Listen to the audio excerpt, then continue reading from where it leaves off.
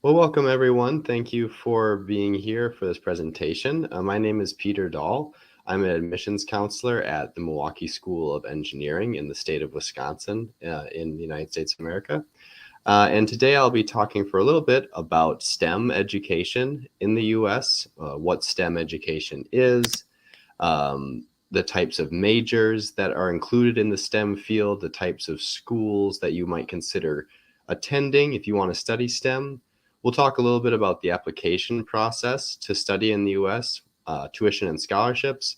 And then briefly at the end, I'll talk a little bit about my school just as an example of a school where many, if not most of our students end up studying STEM.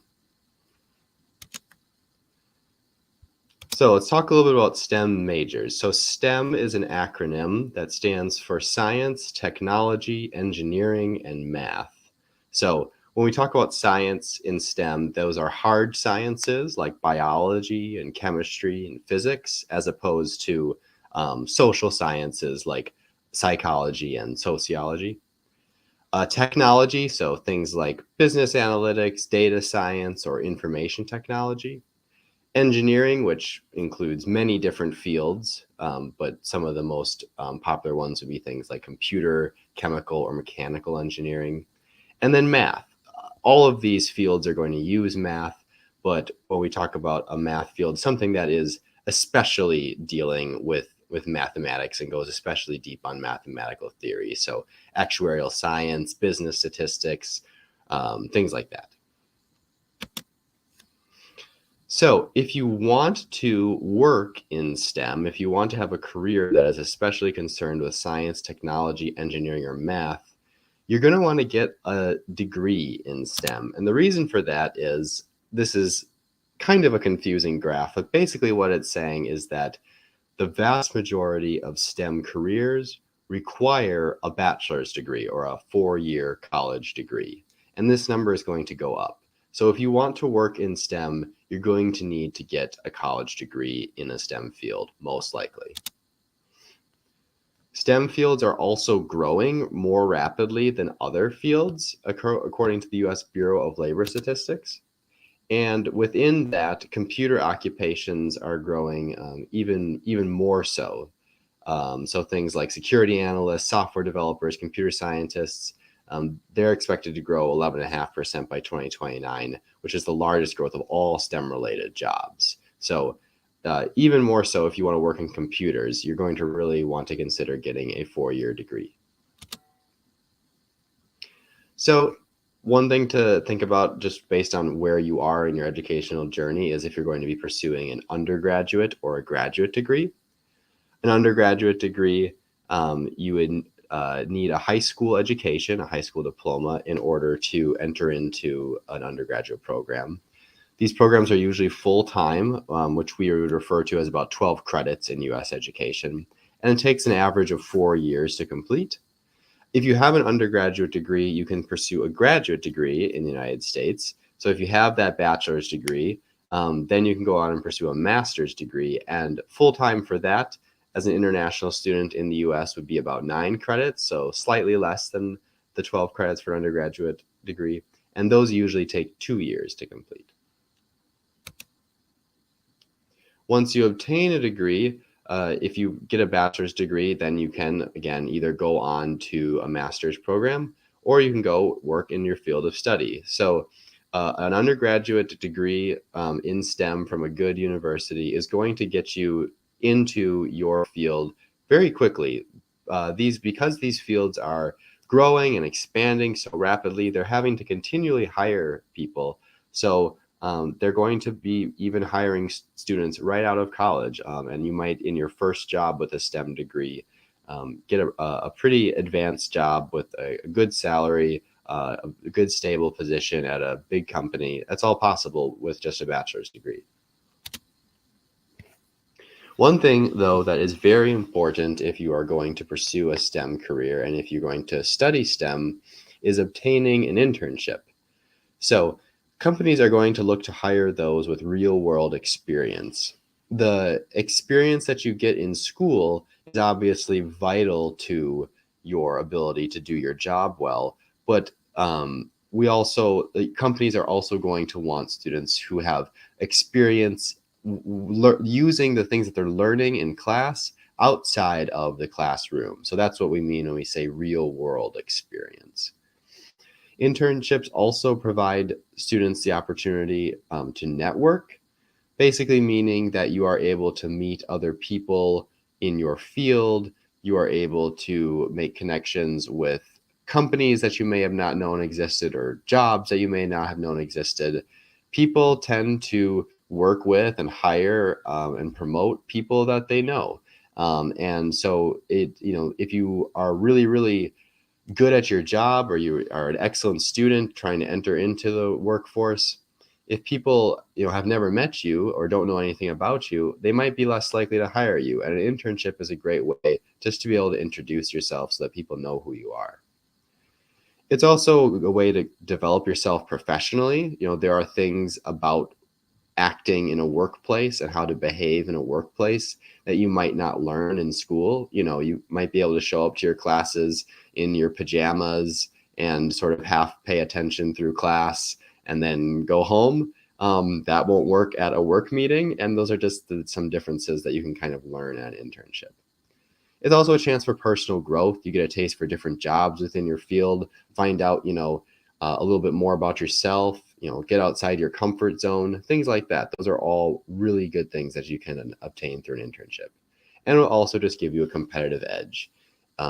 Like this statistic shows, this is just one statistic, but it illustrates what I'm talking about, is that if two candidates for a job have pretty similar attributes, maybe they got similar degrees with similar grades, the one who has an internship is going to probably get the job over the one who does not have the internship. It's just really, really good experience to have. So if you are going to pursue a STEM degree, you'll want to really think about going to a school that gives you opportunities to pursue an internship, because it is very, very important. So how do you find an internship? Well, lots of institutions, schools namely, will help you find them. So through things like a career fair. At my school, we have a career fair every fall where like 400 companies come to campus with their representatives, and it's an opportunity for students to make connections, to secure summer internships, and be able to start getting experience that way. It's also very likely that internships can be paid in STEM fields. So a lot of the time when we think about just what an intern is and what an internship is, it basically is a temporary, low paid or not paid at all worker who is doing it to get the experience, not so much to get the money. But it is possible to get paid internships where it's basically just a job, a regular job, just maybe on a temporary basis. And that's more likely to happen in STEM fields. It's more likely that you'll be able to get actually paid for what you're doing. So you'll want to research institutions to see if they have strong relationships with reputable companies, and sometimes the size of an institution will determine the level of competition you have for internships. So, for example, think about if you go to a school that has tens of thousands of students, it's possible that all of the internship possibilities will have just more competition for them, as opposed to if you go to a smaller school. Just something to consider.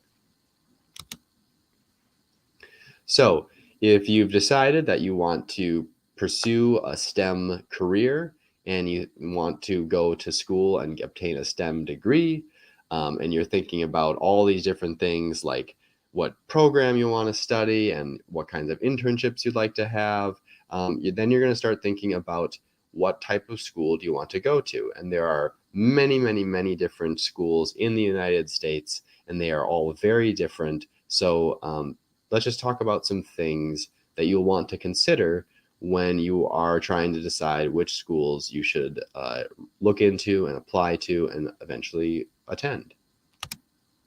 So maybe the most basic difference between schools is the size. There are small schools that have as few as 1,000, 2,000, maybe even smaller students. And then there are some schools that have tens of thousands of students, 40,000, 50,000. That's going to make for a lot of differences in your experience. For one, it's going to change the amount of interaction you can have with your professor, probably. If you're at a small school, your professors are probably going to know who you are. You're going to have small classes. It's going to be easier to ask questions, to go talk to your instructor, after class or during their office hours. That just might not be possible at a big school if the instructor is teaching 200 students at a time. It also will make for some changes in campus culture. Just like there's a difference between a small town and a big city, there are differences between a small school and a large school. And this is not to say that one is better than the other. This is really about personal preference. For some students, the idea of going to a big school is maybe a little overwhelming, and they don't really care about the types of benefits that come along with a big school. They'd rather be in a small place that feels a little more secure, maybe feels a little bit more like where they come from. Other students want to jump right into a large community. It's really what is best for you. Something else to consider, sort of one main way to distinguish schools is, are they private schools or public schools? And basically this just means, does the school receive funding from the government? If it does, then we're probably like talking about a public school. If not, then it's a private school. So this can make for a few differences. One is tuition. Typically speaking, private schools will be more expensive, at least initially. That does not mean that you will have to pay more going to a private school, because sometimes private schools offer more in way of scholarships than public schools do. It oftentimes dictates the size difference. Typically speaking, public schools are larger. This can also differentiate religious affiliation. Many schools in the United States have some sort of religious affiliation. Generally, they are affiliated with the Catholic Church. But that does not mean that you have to be Catholic to go there. And most of the time, those schools, it's really more about like the tradition and values of the school. There's not necessarily something different about the education or campus life because it's a Catholic school. There are some schools where the religious affiliation is much more important, or just comes to bear on student life in a bigger way. But oftentimes it's not really a huge part of things. But anyway, a private school can be religiously affiliated, a public school cannot. This will make for differences in regional diversity. Oftentimes, public schools, if it's like a large state school, they may draw primarily from students within their state, because there might be a difference between in-state tuition and out-of-state tuition. There can sometimes be difference in prestige. This does not necessarily hold true all the time, and it does not always correlate to the quality of the education. But the most prestigious schools in the country are typically private schools. And this will also make for a difference in degree offerings. A lot of the time, public schools will have many more degree options just because they're a larger school, and they maybe pull from just a larger or more diverse student base, and they'll be able to offer many different types of programs, whereas sometimes a smaller private school will be a little bit more selective with its degree offerings. Schools can be located both in urban and rural parts of the country, and this goes any type of school. So no matter if it's large, small, private, public, prestigious, not prestigious, they can be located anywhere. They can be located right in the middle of large cities, or they can be in the middle of the countryside. So that may be something to consider based on what sort of environment you're more comfortable in. Also, the United States is a very large country with many different geographic regions and climate zones. So, for instance, where I am right now in Wisconsin, it's starting to get really cold here, and it's going to get colder and colder, and there will be lots of snow. And maybe that's not what, maybe that is a deal breaker for some students. Maybe they don't want to go someplace like that. There are other parts in the country where it doesn't ever get cold, it never snows. It's very hot all year round. For me, that would not be comfortable. I would rather not go someplace that is like that. So there are many different types of climate zones within the United States, and maybe that's something for you to consider as well. But no matter where you go, it's important to understand that you will have lots of campus resources available to you. These resources are there to help all students, and there will also be offices and people on campus who are especially there to help international students. So there will be things like health and wellness resources, such as basically like an on-campus gym where you can lift weights or go running or walking on a track or play sports. You'll have support with things like academic advising, making sure that you're taking the right classes, career services that will help you get connected with potential career opportunities, counseling services. If you are feeling, sad or upset about something, or just not quite feeling like yourself and you want to talk to someone, campuses are making sure to include counseling support services that are there to help their students all the time. You'll have academic support, things like tutoring. You'll have library and research assistance, and then financial resources like your financial aid office that will help you to be able to navigate how to actually pay for your education. Something to know when you are thinking about going to school in the United States is that there's oftentimes going to be an on-campus housing requirement. So many institutions will require a typical undergraduate student to live on campus for their first and second year. This can change from school to school, but that is kind of a general rule that oftentimes students in their first and second year will have to live in some sort of accommodation on campus. One thing that this does give you the opportunity to do is to potentially be a resident assistant. So especially maybe in your second year there, you could be hired to basically be an assistant for like one floor in a residence hall building. So you're almost like the big brother or big sister to the students there, making sure that people are getting along, that people are being connected, that the rules are being followed, that you're getting students, that they're aware of like events that are happening on campus. You can answer questions.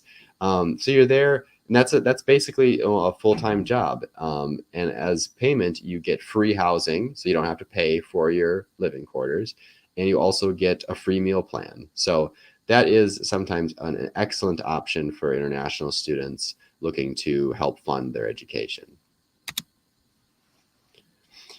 Eventually, though, most students end up living off campus, usually starting in their third year. This isn't always true. Some schools have enough on-campus housing that students will always live on campus, but oftentimes students will eventually choose to live off campus. And there are pros and cons to both.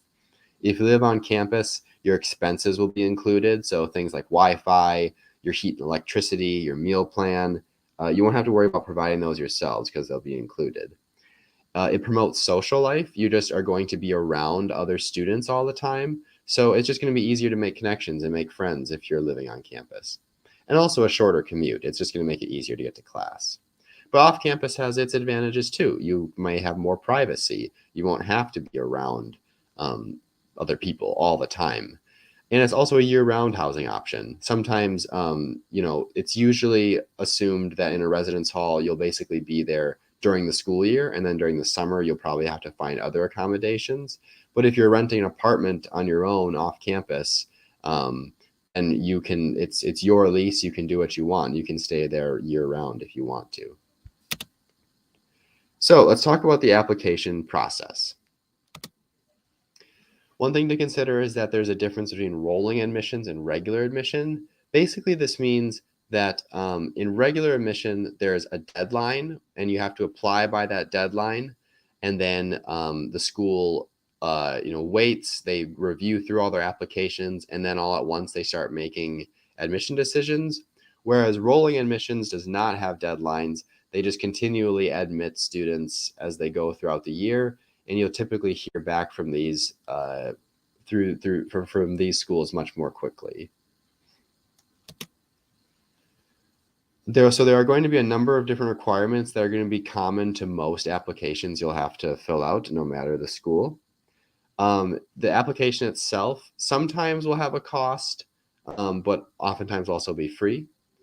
You'll have to provide some test scores. So, well, I shouldn't say you'll have to, because more and more schools are dropping that requirement. But you may need to provide ACT or SAT scores. You'll need to provide your official transcripts from your high school or secondary education. You may need to provide letters of recommendation from someone, maybe like a teacher. You might have to write a personal essay. You'll need to provide proof of English proficiency. At my school, we accept the IELTS and the TOEFL exams, as well as Duolingo. So you'll need to take one of those exams and score high enough to prove that you are English proficient. Unless you go to a school, it's possible that you might go to a school that has an English learning program, so you might not have to prove that. But for instance, at my school, we don't have ESL classes, so you do need to be English proficient to attend here. You'll need to provide a copy of a valid international passport, and you will need to provide a financial guarantee. We'll talk more about that, but essentially, it's proof that you have on hand the funds to pay for an entire year of schooling. And then if you're applying for a graduate program, there might be some additional requirements, such as the GRE exam results and a personal statement. A few tips for applying. Make sure you're always reading instructions carefully so you understand the school and program you're applying to. I look at student applications every day, except the weekends. Sometimes on the weekends too. But I find mistakes all the time. And usually it's just from a case of not reading carefully. So make sure you're reading carefully. Know your deadlines. And if you do have deadlines, you may as well turn your documents in sooner rather than later. There's no reason to wait till the last minute. Always request official transcripts or official exam results. Admissions counselors aren't going to be able to use unofficial documents most of the time. So really try to get your official documents in. And then make sure that you provide all requested information and documents in a clear manner. You know, if you're sending in a test result or something to an admissions counselor, don't just send it in an email as an attachment with no note. They might not know what it is that you've just sent them. Make sure to write a message to explain to them what it is that you've just sent them, and make sure to proofread. A few different things that you can do in order to have a competitive advantage. You know, remember that there are many students applying to programs, and sometimes admission will be competitive. Some things that you can do to give yourself a little bit of an edge would be to exceed the admission requirements. So if a school requires, let's say, a 3.0 GPA, which would be like a B average, if you have a higher GPA, if you have, you know, a 3.5, 3.6, that's going to be better. If the school requires ACT, SAT, or GRE scores, aim to get as high scores as you can. If they don't require those tests, think about taking the tests and sending them in anyway, because that will only help your case if you send in good test scores. American universities really value students who show community involvement. So if you give your time to help other people, to be involved in your community, to do volunteer work, you know, you're going to want to mention that, such as maybe in your personal essay.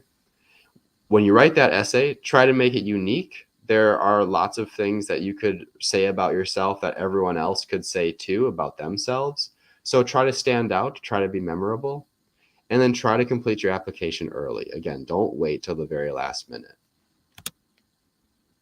So let's talk a little bit about tuition and scholarships. Obviously, this is a major thing to consider when you're thinking about going to college and what college to go to. So you'll need to be able to know the cost of tuition plus living expenses plus health insurance. It's often going to be mandatory for you to have health insurance if you're going to be an international student studying here. And what you're going to need to do is to show proof of finances for 1 year of tuition and living in order to obtain a visa. So I'll say that again. In order to obtain a visa to study here as a student, you're going to need to show proof that you have the finances for 1 whole year of tuition and living expenses.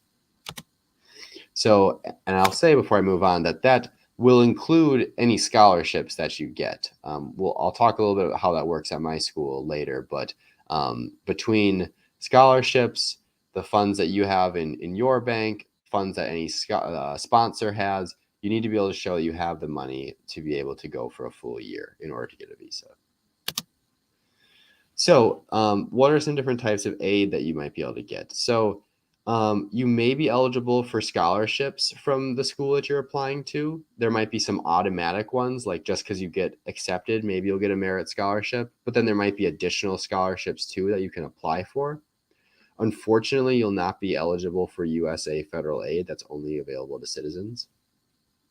But there are other sources of aid too. Your home country's government may offer scholarships. Some countries want to pay for their students to study in the US, so they may offer scholarships for students who are looking to do that. You may be able to obtain loans through your home country's financial institutions, and then you may also be able to find sponsorship through family or perhaps a company that you work for or may go on to work for eventually. So beyond tuition, there are other things to consider for the cost of living. One of these is health insurance, which ranges from about $1,500 to $2,500 a year. You'll have to consider rent, which, whether or not you are living on campus or off campus, roughly $700 to $1,000 a month.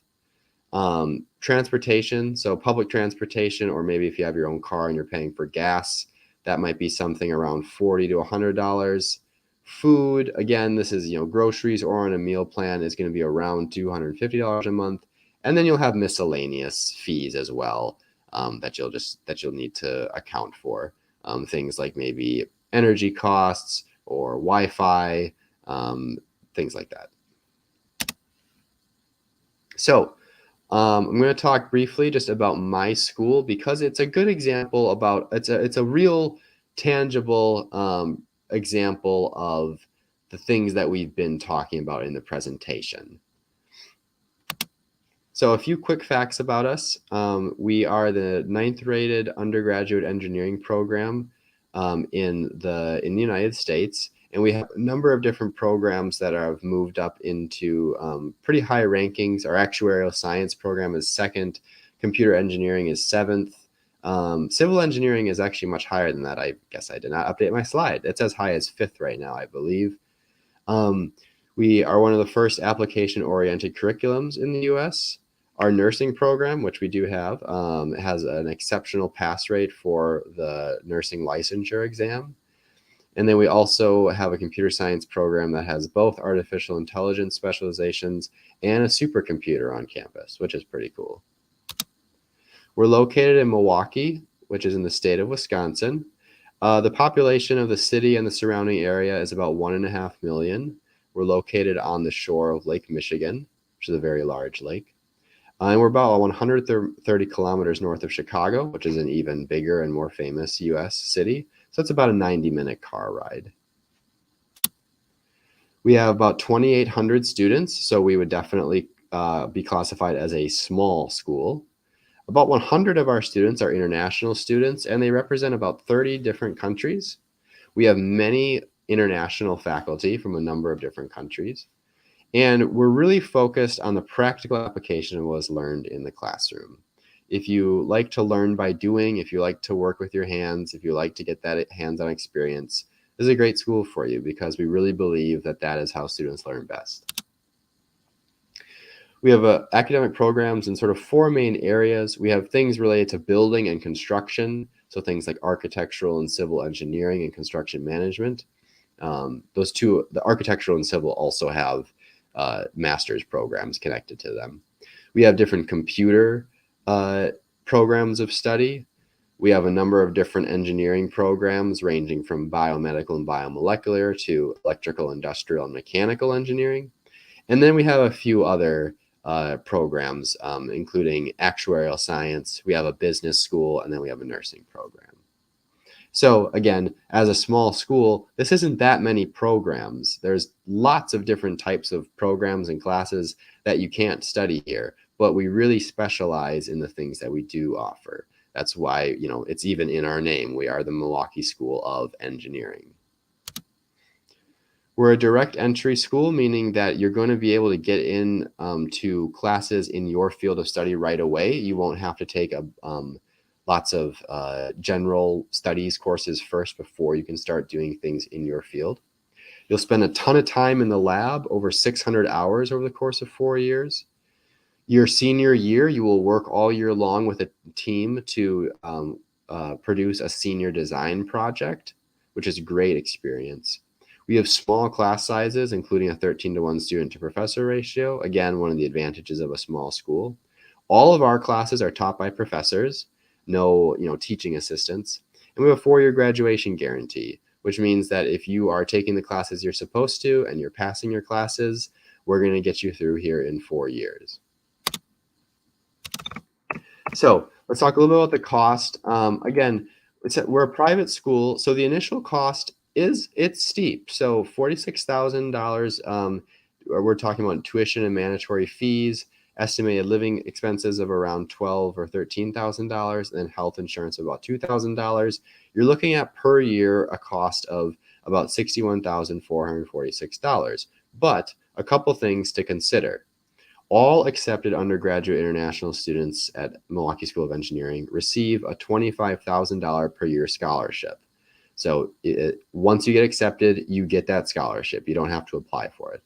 This brings the total cost down to around $35,000 per year. And while that is still a significant investment, Milwaukee School of Engineering has a phenomenal return on investment. We have a 96% job placement rate, meaning that 96% of our students within 6 months are in a job in their field or they're in a graduate program, and the starting salaries for our students are very high. The average is $65,000. For some of the programs, it's much higher than that. It's not uncommon for students, especially in the computer programs, to be making 6 figures, $100,000 a year with their first job after college. So it's a big investment, but it has major, major rewards. So despite the high price, we are consistently designated as being a really high value school.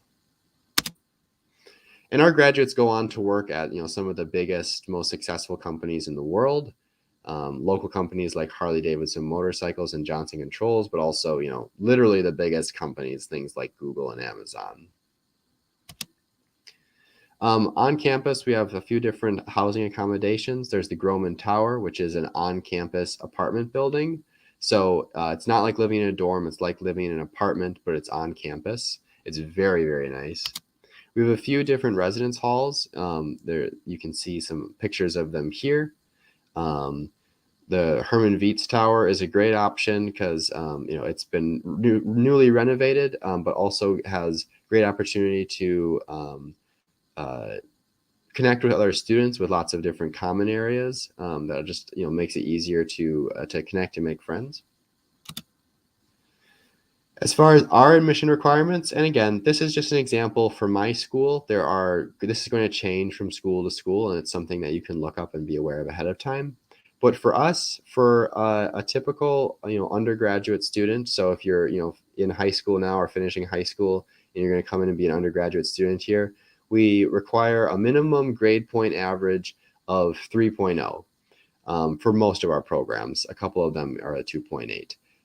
We have ways to convert grades from any country into a U.S. grading system. 3.0, those are good grades, but we're able to figure out what the equivalency is for grades from your country. For our English proficiency, we require for undergraduates a TOEFL score of 82, IELTS score of 6.5, and then for Duolingo, we require a score of 115. The ACT or SAT is recommended, but not required. You will want to have a strong math and science background. Ideally, if you are prepared to start calculus and have had some chemistry, that would be best. Again, you'll need to be able to provide that financial guarantee, and you'll need a valid international passport. And there you have the web address for if you want to apply. It's free and only takes about 15 minutes, so it's a really easy application. That is not me. That is my director. I forgot to change this to my picture instead. So, but you can see me on the video, so you know what I look like. Again, there you have the place to apply. as well as our director's email information, which is a good place to start if you're interested in pursuing admission here.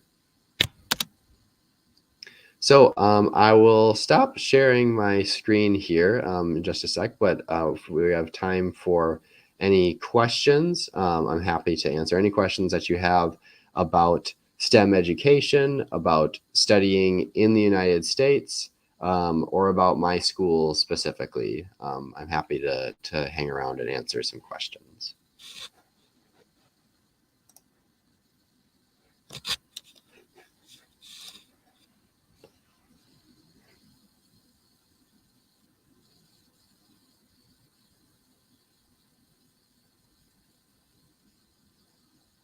Yes, we help students get internships. Great question. So we have a career connections office here on campus that do a lot of great work. And they work with students in order to help them get matched up with an internship opportunity. Those are available to students as early as their first summer after their freshman year of school. And they also put on the career fair every fall where hundreds of companies come to campus, and it's a great way for students to get connected. And at my school, all internships are paid. Even if the company doesn't pay, MSOE will make up for that and will help the students get paid. So yes, we work hard to get our students connected.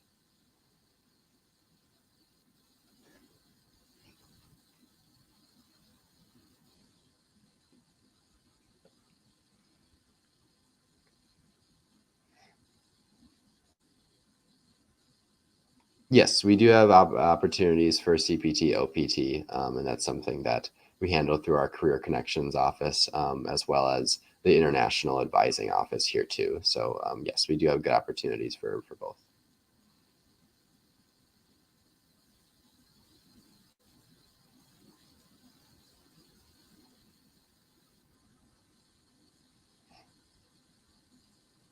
I should say, the one possible exception for that.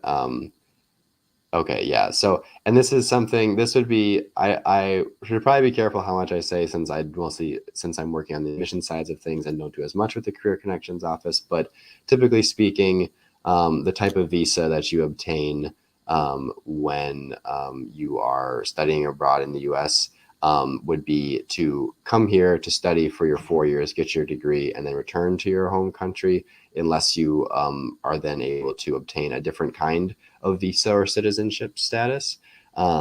So that might work a little bit differently than it would work for an undergraduate student from the US.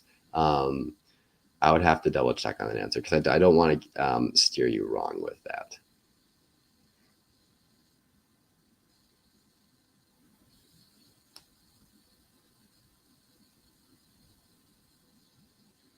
Yeah, so our scholarships, every international student who is accepted here gets the merit scholarship, which is $25,000 per year. Um, as soon as you're accepted, you get that.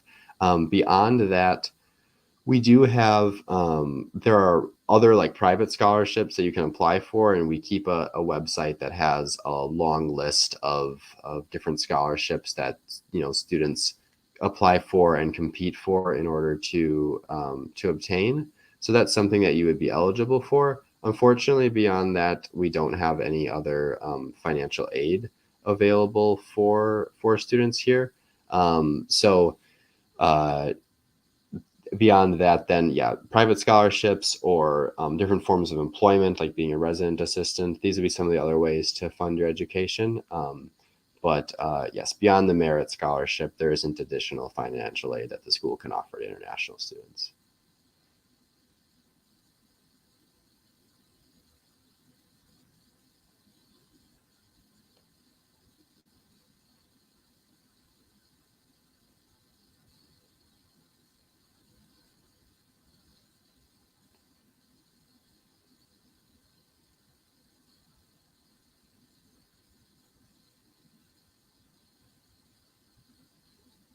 No more questions? All right, I'll filibuster for a few seconds in case any other questions come up. But I also just want to say thank you again for everyone who is watching live and maybe in the future. I really like to get the opportunities to talk to students around the world about STEM education and about Milwaukee School of Engineering. So again, thanks for your time. Hope you have a great rest of your day. I understand that things in Chile are getting warmer right now, so I'm a little bit jealous of you because it's only going to get colder here for the next few months. So you stay cool and I'll stay warm, and hope you have a great rest of your day.